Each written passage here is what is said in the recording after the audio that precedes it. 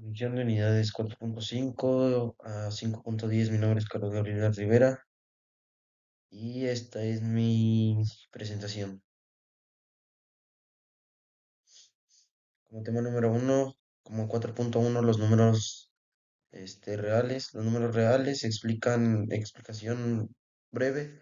Los números reales son todos los números que pueden colocarse en la recta numérica. Incluyen los números naturales, los números enteros, que es como por ejemplo -3, -2, -1, 0, 1 y 2. Racionales, fracciones y decimales que terminan o se repiten como un medio, 0.75, 0.3333. Irracionales decimales que nunca terminan y se repiten como pi raíz cuadrada de 2. Y en pocas palabras, los números reales son todos los números que usamos en la vida diaria para contar y comprar. Sobre acciones sobre la suma, axioma de clausura, si sumas dos números reales, el resultado siempre es otro número real. Axioma conmutativo, el orden de los sumandos no cambia el resultado. Axioma asociativo, da igual cómo agrupes los números al sumar. Y como axioma del elemento neutro, el número cero es el elemento neutro de la suma porque no cambia el valor. Como 4.3 sobre, hablaremos axiomas sobre la multiplicación. Este axioma dice que si multiplicas dos números reales, el resultado siempre será otro número real. Por ejemplo, -2 por 7 igual a -14 y -14 es un número real. Esto significa que no sales del conjunto de los números reales al multiplicar. Establece que el orden de los factores no afecta el producto. Esto hace que multiplicar sea más fácil y flexible. Indica que la forma en agrupa los números no cambia el resultado. Y esto es muy útil en operaciones muy largas. Como tema 4.4 hablaremos sobre la representación geométrica de los números reales. Los números reales consiste en ubicar número en una recta numérica, que es una línea continua donde cada punto correspondiente a un número real. Esta forma visual ayuda a comprender la relación de orden y distancia entre los números. Como tema 4.5, los números complejos. Los números complejos son una extensión impresionante de los números reales que han revolucionado el análisis matemático y tienen una amplia gama de aplicaciones en ciencias e ingeniería.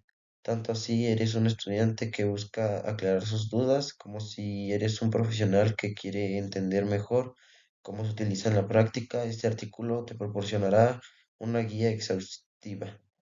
Los números complejos son expresiones matemáticas que se componen de una parte real y una parte imaginaria.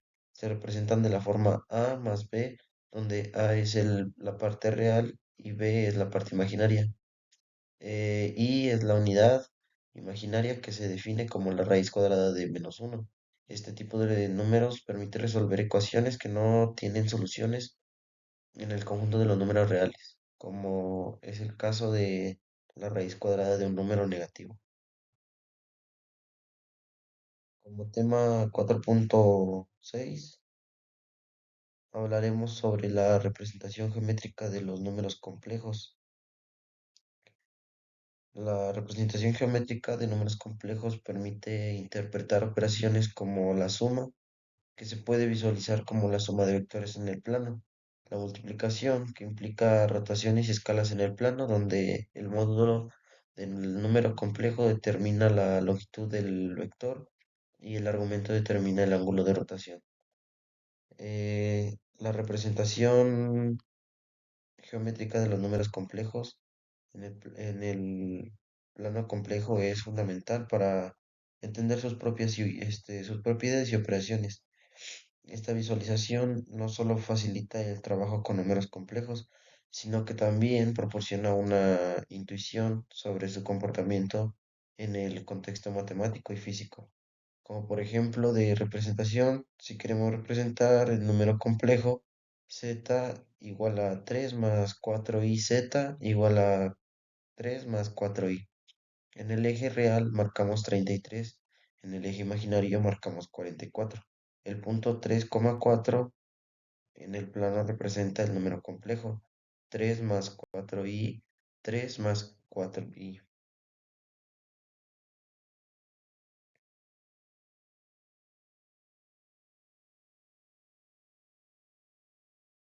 Como,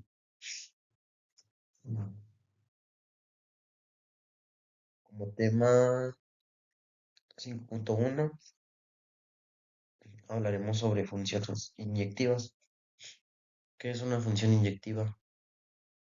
Una función inyectiva es toda relación de elementos del dominio con un único elemento del codominio, también conocidas como función uno a uno.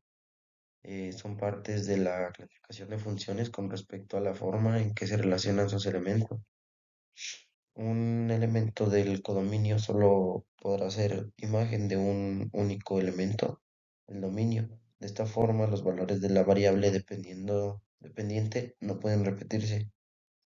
Un claro ejemplo sería agrupar a los hombres con trabajo en un grupo A y en un grupo B, a todos los jefes. La función F será la que asocia a cada trabajador con su jefe.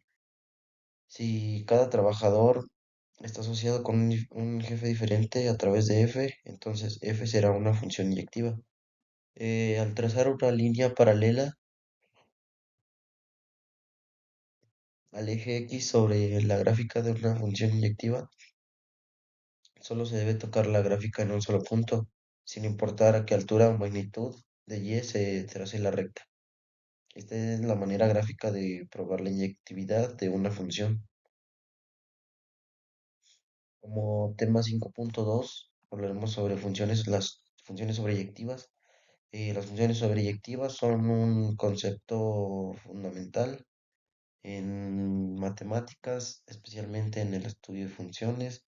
En términos simples, una función se considera sobreyectiva si su imagen coincide completamente en su codominio, es decir, el dominio que se le asigna. Esto significa que no hay vacíos en el conjunto de valores posibles de la salida de la función sobreyectiva.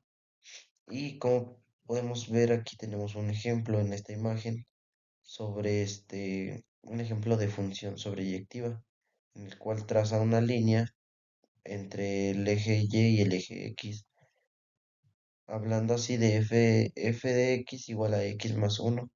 Y este es un pequeño ejemplo sobre una función pues sobreyectiva. Como tema 5.3 hablaremos sobre el rango de una función.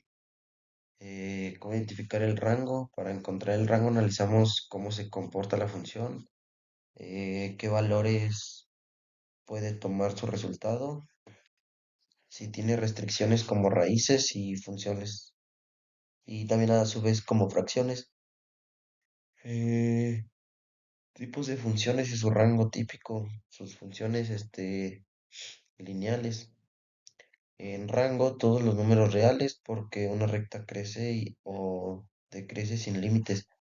El rango, o más bien como así pronunciándolo como recorrido, de una función es el conjunto de todos los valores que la función puede producir al sustituir números en su fórmula. Pues en otras palabras, el dominio es lo que puedes meter en la función y el rango es lo que se sale de la función. Y aquí podemos observar otro ejemplo de un rango de una función.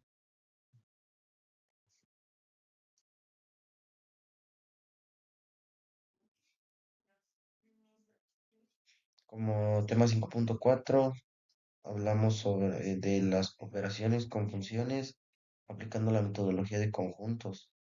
Las funciones pueden entenderse mediante la metodología de conjuntos, la cual considera cada función como un conjunto formado por pares ordenados de la función x, y x, donde cada valor de entrada x se relaciona con un único valor de salida y. Bajo esta perspectiva, una función f definida de un dominio A puede describirse como el conjunto de todos los pares de x, f y x, f.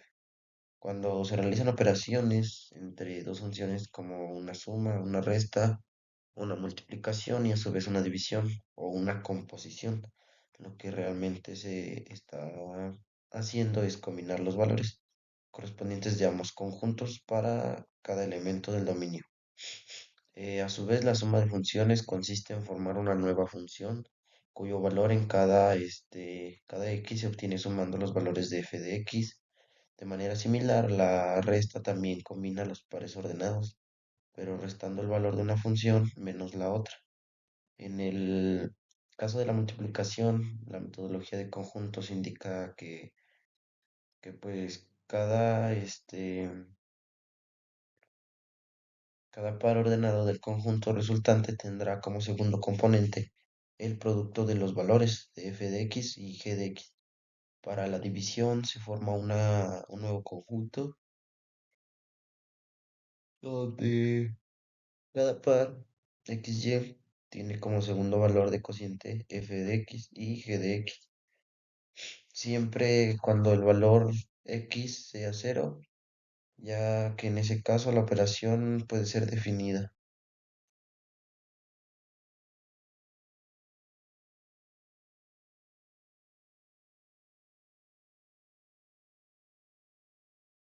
como 5.4. Hablamos de la igualdad de dos funciones. La igualdad de dos funciones se establece cuando ambas coinciden completamente en su comportamiento, lo cual significa que tienen exactamente el mismo dominio y producen los mismos resultados. Para cada uno de los valores contenidos con él, desde la metodología de conjuntos, una función se entiende como un conjunto de pares ordenados x, y, donde cada valor de entrada del dominio se asocia con un único valor de salida. Por ejemplo, lo tanto dos funciones son iguales únicamente si estos conjuntos de pares también son iguales. En otras palabras, si para cada valor x del dominio de las funciones, los valores obtenidos f de x y g de x son idénticos.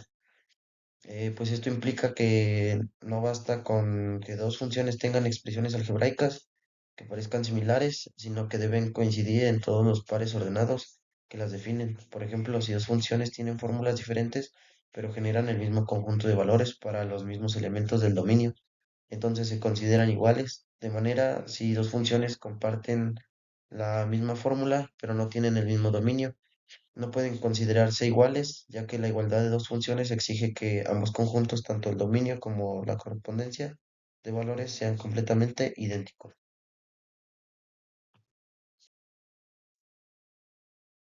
Después hablamos del tema 5.6, suma de funciones. La suma de funciones es una operación que permite combinar dos funciones para formar una nueva. Desde la perspectiva de la metodología de conjuntos, cada función representante como un conjunto de pares ordenados en los que aparece un valor del dominio junto a su correspondencia de valor de salida. Cuando se suman funciones, lo que realmente se hace es construir un nuevo conjunto de pares en el que cada par conserva el mismo valor del dominio, pero reemplaza el valor de la salida con la suma de valores que originalmente daban las dos funciones. La suma de funciones es una manera sencilla de combinar comportamientos, la cual la función resultante mantiene el dominio de las funciones originales y refleja cómo actúan juntas al sumar valores para cada entrada.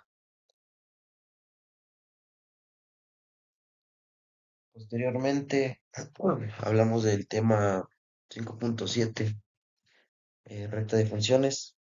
La recta de funciones es una operación que permite combinar dos funciones para formar una nueva. Desde la metodología de conjuntos, cada función puede verse como un conjunto de pares ordenados. La resta de funciones permite analizar cómo combinan los valores entre dos funciones y cómo se comportan cuando se comparan directamente. Como tema 5.8, producto de funciones, desde la perspectiva, la metodología de conjuntos, cada función puede representarse con un conjunto de pares ordenados donde a cada valor del dominio le corresponde un único valor de salida. Para que el producto esté bien definido, es necesario que ambas funciones tengan el mismo dominio. pues lo contrario no sería imposible multiplicar los valores correspondientes a un mismo elemento. Cociente de funciones. El cociente de funciones permite analizar cómo se comporta una función en relación con otra y observar cómo cambia el resultado al dividir sus valores correspondientes. La función resultante mantiene el dominio de las funciones originales, excepto en los puntos donde la función del dominador es igual a cero, ya que en esos casos la operación no puede realizarse. Y pues como último tema, hablamos de composición de funciones. La composición permite combinar funciones de forma secuencial y estudiar cómo cambia un valor cuando se pasa por dos procesos sucesivos.